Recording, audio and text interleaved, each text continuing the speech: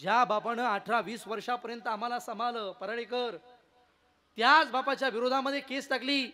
बापाने मुलाला धमकी दिली, माझ्या मुलीपासून दूर राहा, माझ्या मुलीचं लग्न करायचे, मला तिचं आयुष्य बर्बाद करू नको.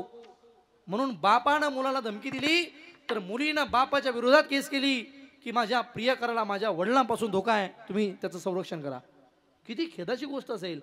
आणि याच्यामध्ये सुद्धा दुसऱ्या काही तरुणांनी आमच्या मुलींना त्या ठिकाणी या जाळ्यामध्ये अडकवण्याचा प्रयत्न केला. 2 शब्द ताई माझ्या, तुम्ही सगळ्या बहिणीसारख्या आहेत, तुम्ही बसलेला असाल कोणी सगळ्या, 2 शब्द आपल्याला एखादा तरुण प्रेमाची बोलला तर आपल्याला असं एवढं काय होतं नेमकं. आपण किती पाहतो, ज्या बापानं आम्हाला तर हाताच्या फोडाप्रमाणे 18-20 वर्षापर्यंत जे लेकीला सांभाळलं. आम्ही जन्माला आलो तेव्हा जगाच्या पाठीवर सगळ्यात मोठा आनंद बापाला झाला होता, हे लक्षात असू द्या, आम्हाला ती विसरून चालणार नाही. आम्ही ज्यावेळेस जन्माला आलो त्यावेळेस जगाच्या पाठीवर सगळ्यात मोठा आनंद बापाच्या पदरी होता.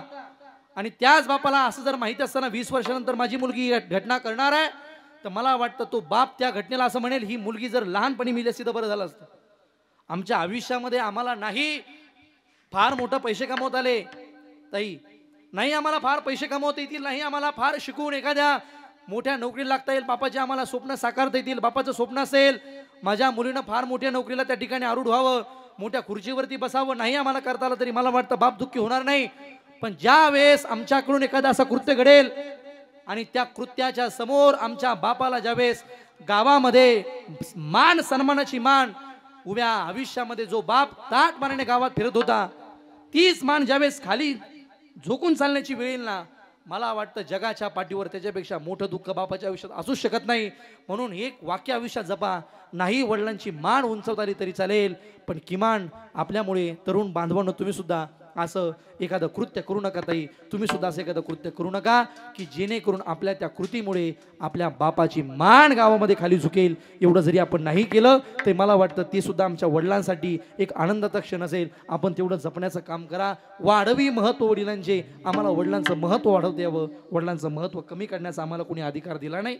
माझं बोलणं थोडं एखादं वेळेस परखड वाटेल, तुम्हाला लागेल एखाद्या वेळेस वाक्य माझं, पण आज महाराज हे चाललंय देशामध्ये, आम्ही पाहतो काय घटना क्रमित होत आहेत, काय घटना चालल्या देशामध्ये, काय लोक जगतायत. तुम्ही सगळे जाणकार माणसं आहात, हुशार सगळा वर्ग आहे पुढे, मी जास्त याच्यावरती बोलणार नाही. पण या सगळ्या प्रकरणापासून आम्ही आमच्या लेकरांना सावध करण्याचं काम केलंच पाहिजे.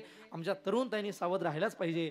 बापाची आयुष्यामध्ये बापाची मान सन्मान गावात त्या ठिकाणी चालली पाहिजे, याच्याकरता आम्ही जगलो पाहिजे. म्हणून वाढवी महत्व वडिलांचे, हे जर आम्ही जगलो ना तर काय होईल, वाढवी महत्व वडिलांचे काय होणार आहे, तर उत्तमची गती तोही का पावेल. आणि हे सगळं होत असताना आमचं हे जर आम्ही सगळं जगत असूया तर हेच आमच्या आश्रमाचं सगळं फळ आहे. महाराजांनी शेवटच्या जन्मात गोड भूमिका